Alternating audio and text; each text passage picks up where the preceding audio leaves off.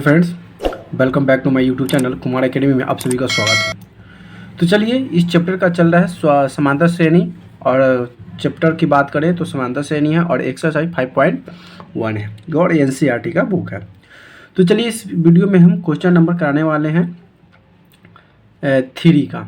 इसके पहले 1 से 2 करा चुके हैं और नहीं देखा था मैंने, प्ले लिस्ट में जाकर देख सकते हैं। तो चलिए, क्वेश्चन नंबर तीसरा है, करा कि निम्नलिखित से प्रत्येक एपी के लिए प्रथम पद तथा सर्व अंतर लिखिए। इसमें दिया हुआ है 3, 1, -1, -3। इसमें आपको बताना है कि प्रथम पद क्या है और इसका सर्वांतर क्या है। तो चलिए, इसको सॉल्व करते हैं, बनाते हैं इजी टेक से। तो ये क्वेश्चन रहा। ये क्वेश्चन क्या था? क्वेश्चन था 3, 1 और -1 और -3। इसमें प्रथम पद और आपको सर्वांतर बताना था। देखिए, यहाँ पे बहुत इजी है। आपको यहाँ पे दिया हुआ है, क्या दिया हुआ है? तो A1 तो बराबर यहाँ पे दिया हुआ है 3, ये तो आपको पता चल गया।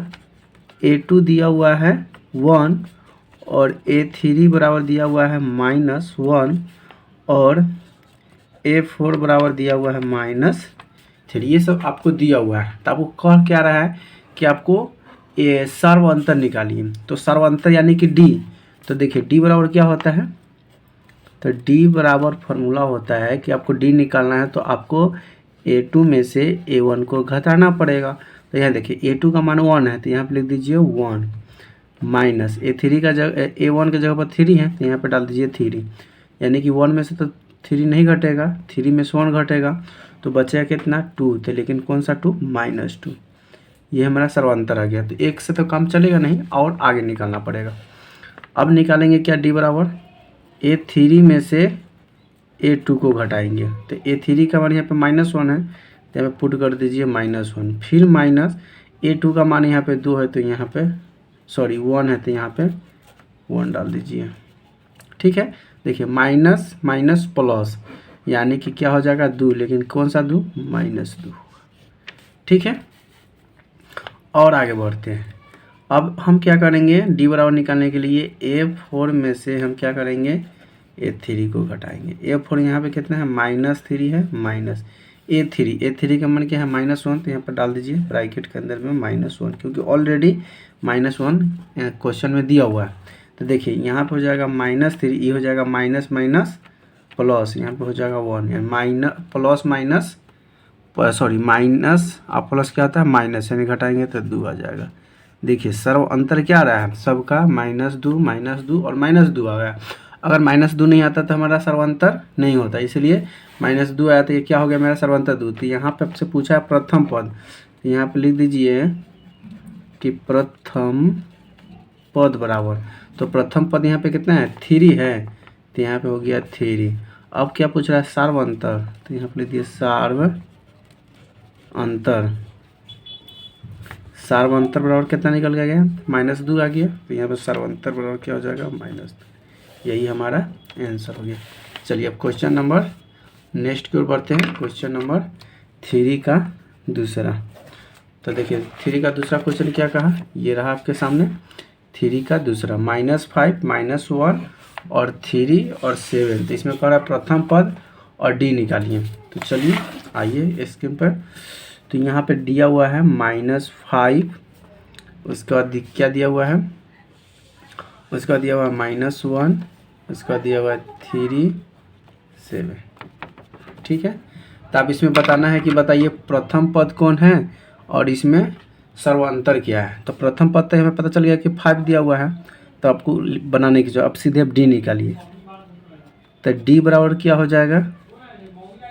A2 minus A1। तो A2 के मान यहाँ पे -1 है तो यहाँ पर डाल दीजिए -1, फिर माइनस A1 का मान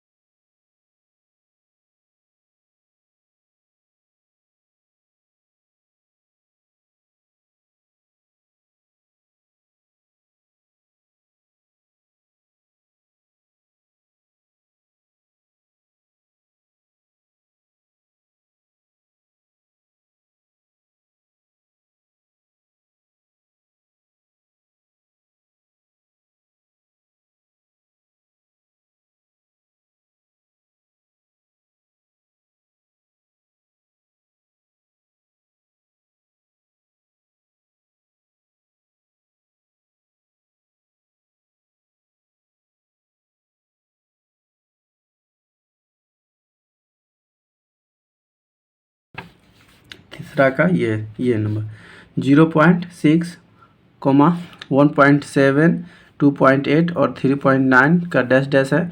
तो कहा कि इसका आपको क्या निकालना है, प्रथम पद और सर्वांतर निकालना है। तो चलिए इसको निकालते हैं। ये क्वेश्चन नंबर मेरा हो गया क्वेश्चन नंबर 3 का चौथा। क्या है, 3 का चौथा क्वेश्चन क्या था, 0.6, 1.7, 2.8, 3.9 डैश डैश डैश। इसको आपको क्या निकालना है, सर्वांतर और प्रथम पद निकालना है। तो प्रथम पद तो यहाँ दिया हुआ है, सेकंड पद दिया हुआ है, तीसरा पद दिया है, चौथा पद दिया हुआ है। तो यहाँ से सिर्फ आपको क्या निकालना है, डी निकाल लीजिए। डी का मतलब होता है सर्वांतर। तो डी बराबर क्या सर्वांतर निकालने के लिए A2 में से क्या कीजिए, A1 को घटा दीजिए। तो A2 दिया हुआ है यहाँ पे, कितना दिया हुआ है 1.7। तो यहाँ पे लिख दीजिए 1.7 माइनस A1 का मान दिया हुआ है 0.6। अब इसको जब घटाइएगा ना तो ये आ जाएगा 1.7 में से 1 घटाएगा तो N 1 बच जाएगा। ठीक है, अब क्या निकालिए, A3, अगला पद निकालने के लिए A2 घटा दीजिए। A3 क्या दिया हुआ है 2.8 माइनस A2 का मान दिया हुआ है 1.7। 8 में से 7 घटेगा तो 1, 2 में से 1 घटेगा तो 1, तो 1.1 आ गया। अगला अब A4 में से घटा दीजिए A3 को, अगला पद D का मान निकालने के लिए, सर्वांतर निकालने के लिए। तो A4 का मान कितना है 3.9 माइनस A3 का मान कितना है 2.8। 9 में से 8 घटा देंगे तो 1, 3 में से 2 घटाएंगे 1.1, यानी कि सर्वांतर क्या आ गया 1 1 1 आ गया। ठीक है, तो हम लिख सकते हैं कि प्रथम पद बराबर क्या है 0.6 और क्या बताना है, सर्वांतर बराबर हो गया मेरा 1.1। यही मेरा क्या हो जाएगा, आंसर होगा। हमारी वीडियो आपको कैसी लगे प्लीज़ कमेंट करके ज़रूर बताएं, और वीडियो अच्छी लगे तो वीडियो को लाइक करें, शेयर करें, और चैनल पे नए हैं तो चैनल को सब्सक्राइब जरूर करें। थैंक यू, धन्यवाद, वंदे मातरम।